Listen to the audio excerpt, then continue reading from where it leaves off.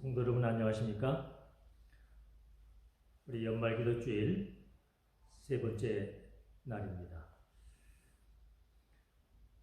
코로나로 인하여 우리가 함께 대면하면서 말씀의 은혜를 나눌 수는 없지만, 그러나 우리가 유튜브 방송을 통해서 우리 성도들이 또 각 가정에 또 혹 교회 못 오시는 분도 있는 현장에서 이 말씀을 들을 수 있다고 하는 그러한 또 유익한 점도 있기 때문에 하나님께 감사드리면서, 또 특별히 우리 성도님들의 조회수가 100명 넘게 나타나는 그런 모습들을 보고 열심히 이 말씀을 경청하시고 참여하심에 대하여 감사의 말씀을 드립니다.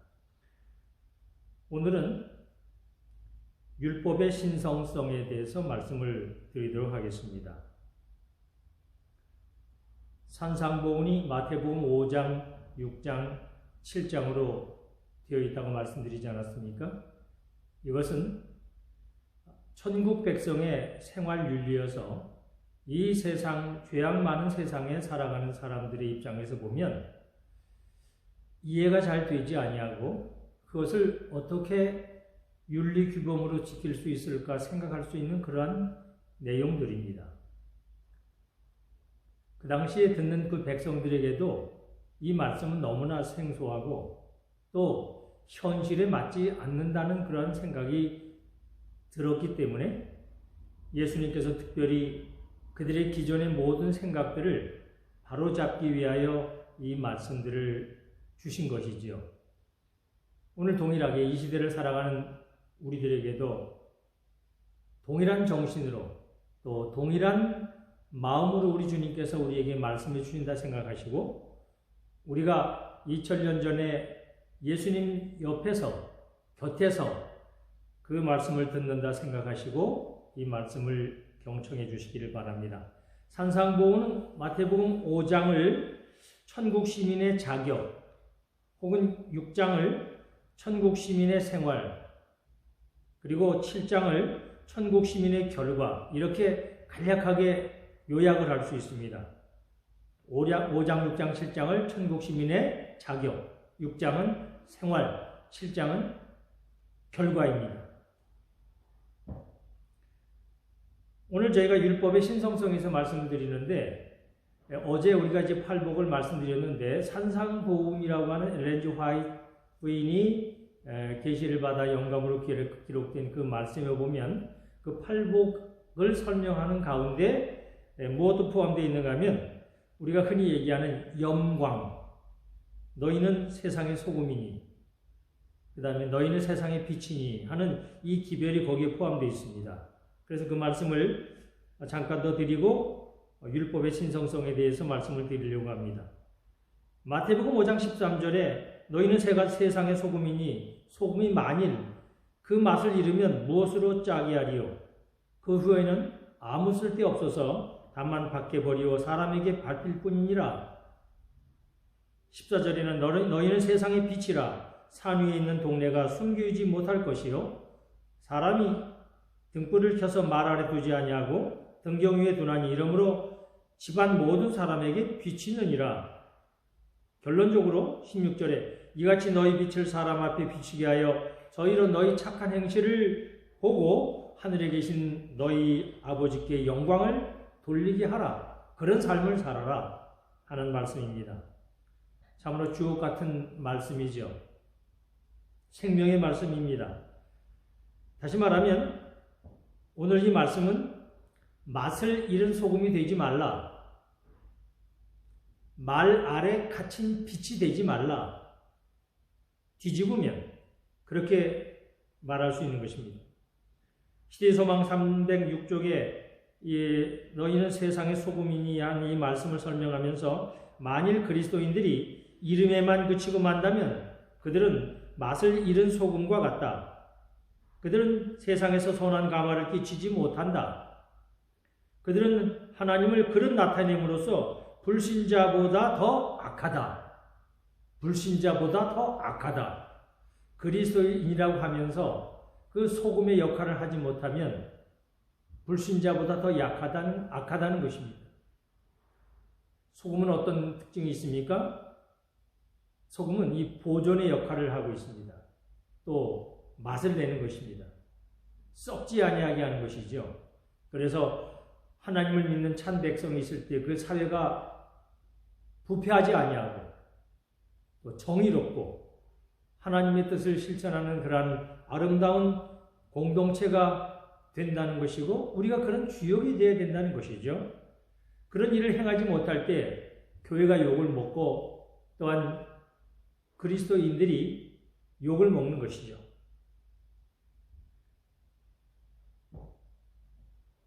너희는 세상의 빛이라는 이 말씀에 대해서도 이런 말씀이 있습니다.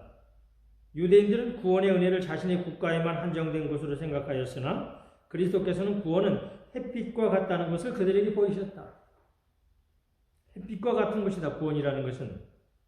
그래서 우리 신앙이라고 하는 걸 성경을 신봉하는 종교는 책갈피 속이나 교회 벽 안에 갇혀 있어서는 안 된다. 참된 품성은 밖에서 형성되어 장식되는 것이 아니라 속에서 밖으로 발산되는 것이다. 안에 내재되어 있기 때문에 그것이 밖으로 나오는 것입니다. 넘치기 때문에 안에서 가득 차기 때문에 흘러넘쳐 바깥으로 흘러가는 것입니다. 이것은 실제적인 경건을 얘기하는 것이죠.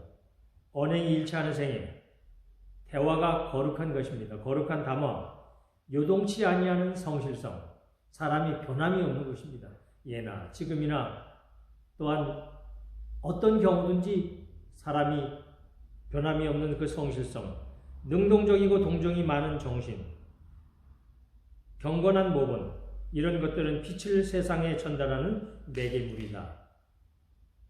그래서 우리가 염광, 이걸 거꾸로 빛과 소금, 빛과 소금 교회라는 교회 이름도 있습니다만 정말 우리가 빛과 소금 교회 또한 염광 교회가 되어야 하겠습니다. 오늘 율법의 신성성에 대해서 말씀을 좀 드리려고 하는데요. 이 율법의 신성성에 대해서는 이 마태복음 5장에 나와 있습니다. 이 마태복음 5장에 보면 이제 그 빛과 소금에 대한, 소금과 빛에 대한 그 말씀. 그래서 이와 같이 너희 빛을 사람 앞에 비추게 하여 너희로 너희 착한 행실을 보고 하늘에 계신 너희 아버지께 영광을 돌리게 하라 하는 이 마태복음 5장 16절 이후에 나오는 말씀이에요. 5장 17절입니다. 뭘까요? 우리 성도님들이 너무나 잘 아시는 말씀.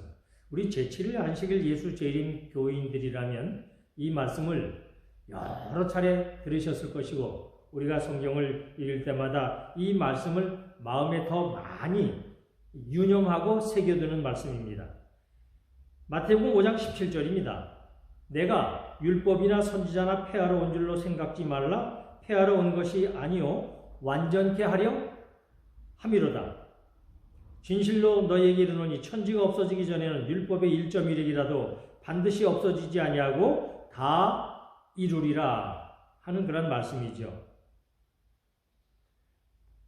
이 말씀을 시작으로 해서 마태복음 5장에 이 예수님께서는 율법의 신성성에 말씀하시면서 12가지 사항을 말씀하십니다. 12가지 사항을. 예컨대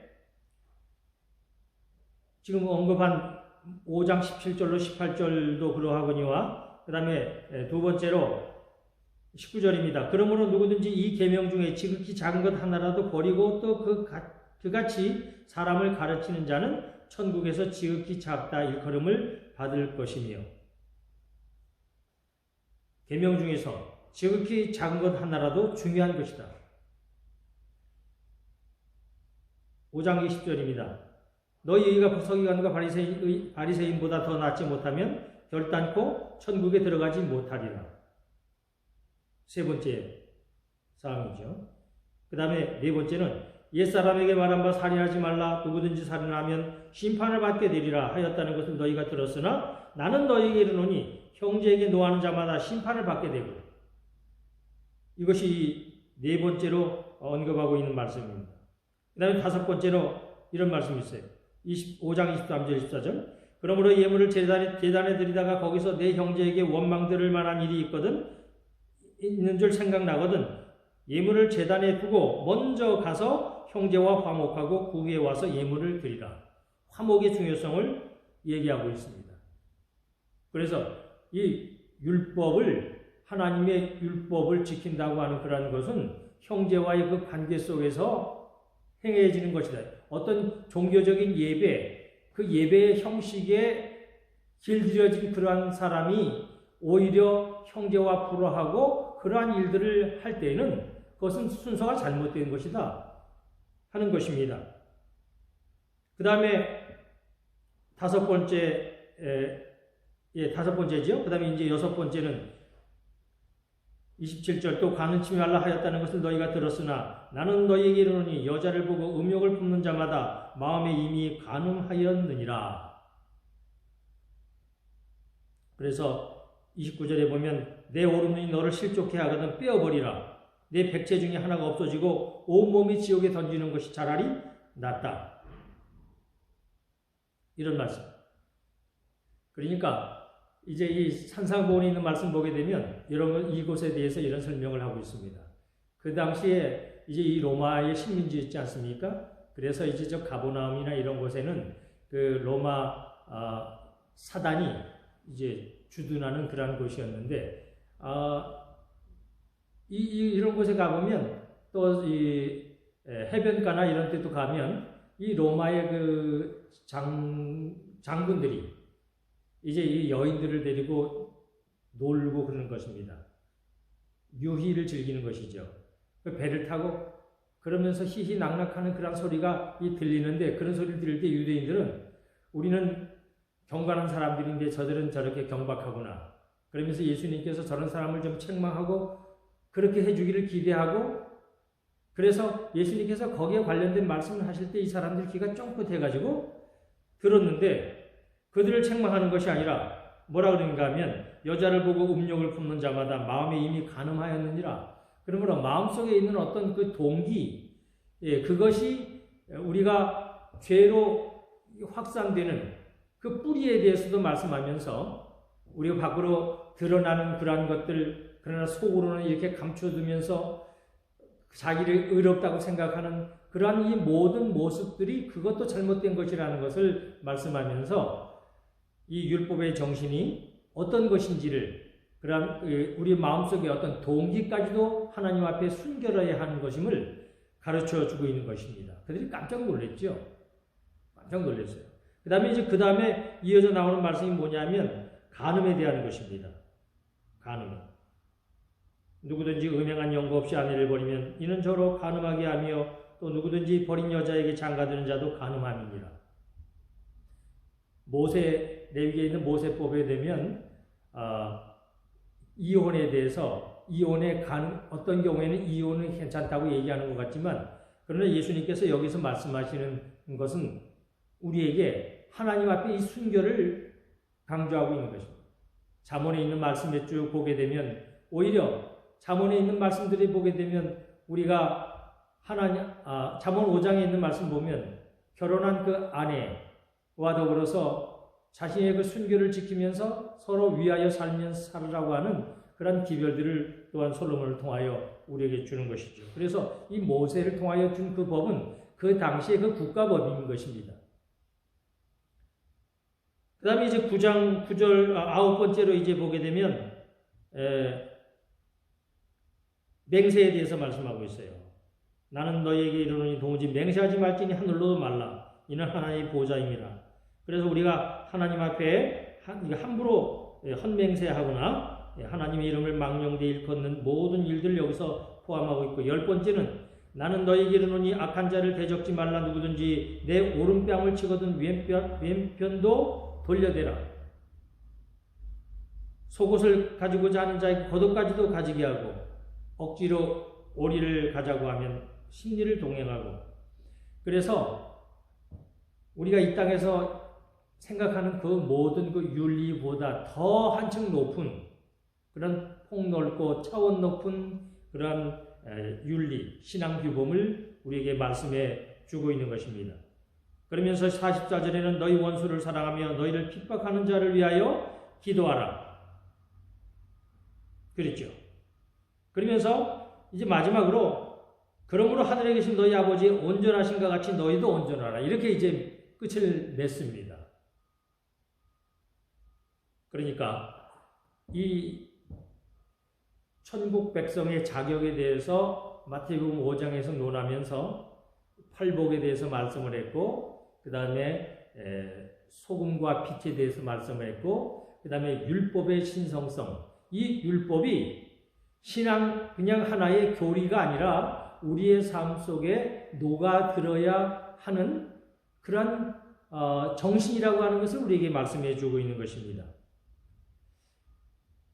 이제 이 12가지 내용 가운데 첫 번째인 내가 율법이나 선지자나 폐하러 온 줄로 생각지 말라. 폐하러 온 것이 아니요 완전케 하려 함이로다 하는 이 말씀에 대해서 좀 더 언급을 하도록 하겠습니다. 우리가 이 말씀은 특별히 제7일 안식일 예수 재림 교인들은 꼭 아셔야 할 그런 말씀이에요. 왜냐하면 이 마지막 때 이 율법에 대하여 사단이 하나님의 백성들을 유혹하고 하나님의 백성들을 곁길로 가게 하기 위하여 하는 사단의 괴계가 너무나 심합니다. 여러분, 우리 성도님들이 이 마태복음 5장 17절을 연구할 때에 꼭 읽으셔야 할 말씀이 있는데, 그게 뭐냐면 그 각 시대 부조와 선지자, 먼저 부조와 선지자 제29장에 보면 율법에 대한 사단의 적의가 있어요. 다시 말하면 적대적인 감정이라는 것입니다. 율법에 대한 사단의 적대적인 감정이에요. 그 다음에 꼭 읽으셔야 할 게 뭐냐면 각 시대 대쟁투 36장, 다시 말하면 하권에는 19장으로 되어 있어요. 전체로 말하면 36장인데 거기 보면 절박한 최후의 위기가 있어요. 절박한 최후의 위기. 거기 보면 하나님의 율법이 경시됨, 하나님의 율법을 경히 여긴 결과, 그 다음에 사단의 속임수, 이러한 그 소제목이 있거든요. 이걸 여러분들이 꼭 읽으셔야 돼요. 우리가 지난번에 그 전반기에 권정행 목사님의 예언전도나 후반기에 김대성 목사님의 예언전도를 할 때에 항상 나오는 말씀이 뭐냐면 율법에 대한 것입니다. 우리가 안식일에 대한 얘기가 나올 때 사단이 마지막 시대 이 안식일을 공격하는데, 안식일을 공격하는 그 이유가 먼저 율법이라고 하는 큰 덩어리를 공격하면서 들어오는 것입니다. 논리적으로 굉장한 모순이죠. 지난번에 우리가 요즘에 새로 저희 교회에 나오시는 변영화 성도님과 성경을 공부를 하는데 우리 말씀 향기를 가르쳐 드렸더니 1권부터 5권까지를 드렸는데 밤새워서 1권부터 5권을 다 읽었대요. 그러면서 저한테 하신 말씀이 목사님 그런데 모르는 게 있어요. 그래서 어디서부터 어렵던가요? 그랬더니 이분이 말씀 향기 1권, 2권은 그냥 잘 나갈 수 있는데 3권에 가서 어렵대요. 3권에 가서 어렵대요. 3권이 어디가 어렵냐니까 율법과 복음이라는 그런 주제에 대해서 어렵더라는 거예요. 제가 딱 무릎을 치고 그분에게 정말 변영화 성도님은 성경을 열심히 공부하고 그 다음에 정말 제대로 된 질문을 하시는 분입니다. 공부를 열심히 하는 사람은 질문도 해도 제대로 한다. 그렇게 제가 칭찬을 해드렸는데 이유가 있어요. 이분이 우리가 재림교회에 일찍이 7, 8년 전에 묵동교회 신앙을 하면서 했지만 성경을 차근차근 공부를 다 하지 못하고 그리고 이제 교회를 못 나오는 그런 상황이 되었었습니다. 그러다가 여기 산업으로 이사 오시고 여기 늘푸른 진건교회 1년 다니셨는데 그 말씀 향기 1권이나 2권은 일반 기독교 개신교가 비슷한 것입니다. 그러나 3권으로 들어가면 율법과 복음에 여기서 분명히 차이가 일어나는데 이게 뭐냐면 사단은 애초에 하늘에서부터 하나님께서 악한 분이시고 하나님께서 우리에게 율법이라고 하는 지키지도 못할 것을 주시면서 우리로 하여금 힘들게 하는 그러한 분시라고 하는 것을 얘기하면서 하늘에서 반역하고 이 땅에서도 반역하고 지금도 반역하고 중세시대도 반역하고 예수님께서 이 땅에 다시 오시는 그때에 이 율법을 집중적으로 공격을 해서 사람들로 하여금 하나님의 속성을 잘못 알도록 하는 그러한 일을 한다는 것입니다. 이것을 가르쳐주고 있는 것이 부조와 선지자 29장의 율법에 대한 사단의 저기를 얘기하는 거예요. 여기 이런 말씀이 있어요.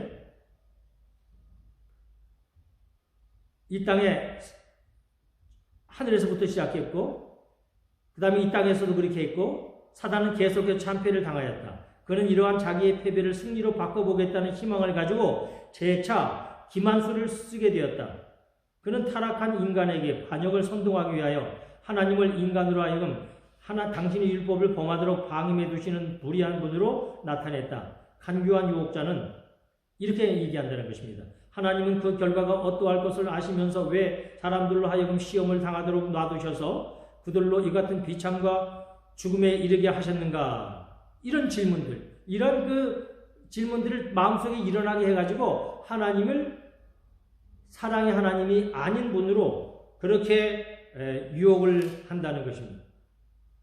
오늘날 하나님께 대하여 같은 반역적 불평을 되풀이하는 사람들이 많이 있다. 그렇습니다. 오늘날 이 재림교회 안에도 소위 목사라는 사람도 이것을 여기에 유혹을 받아가지고 이 교회 밖으로 나가서 어떻게 안식일을 지킬 필요가 없다고 얘기를 할 수가 있는지.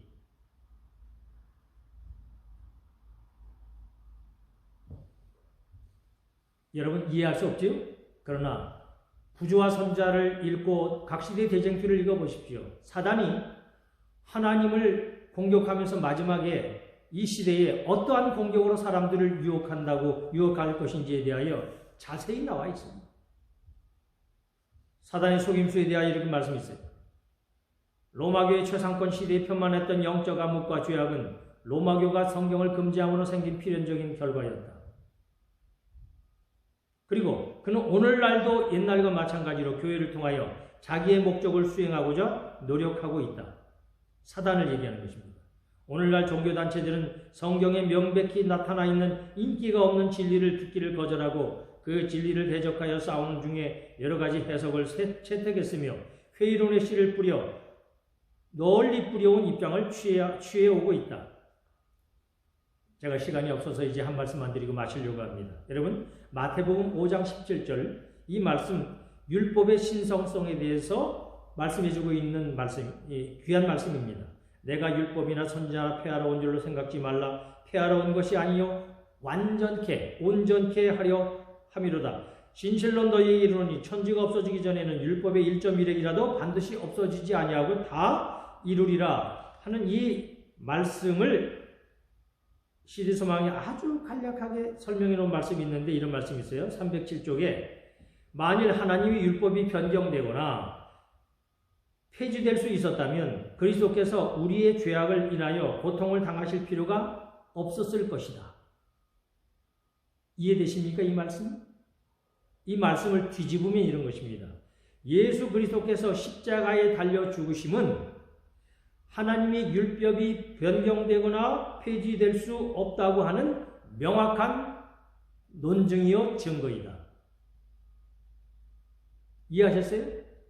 예수님께서 십자가에 달려 돌아가신 것은 율법이 변경될 수 없고 폐할 수 없는 것이라고 하는 그런 증거라 이런 말씀입니다. 그러므로 예수님께서 십자가에 달려 돌아가신 것들은 일반 개신교인들, 모든 기독교인들이 일반적으로 다 아는 것입니다. 그럼에도 불구하고 율법이 폐했다. 안식일은 구약에 지켜야 할 것이고 신약은 지킬 필요가 없다. 이러한 모든 얘기는 앞뒤가 맞지 않는 것이기 때문에 이 시대소망 307쪽에 있는 이 간략한 문장, 이 문장을 마태복음 5장 17절에 있는 이 말씀과 연결시켜서 이 말씀만 탁 던져둬도 율법이 폐지되었다느니 지킬 필요가 없다더니 하는 그런 말을 하는 많은 사람들에게 우리가 바른 증거를 하는 제7일 안식일 예수 재림 교회 성도들이 될 수 있는 것입니다. 우리 성도님들 이 말씀을 마음속에 새기시고 한번 실천해 보시길 바랍니다. 하나님의 은혜가 함께 하시길 바랍니다. 내일 또 뵙겠습니다. 감사합니다.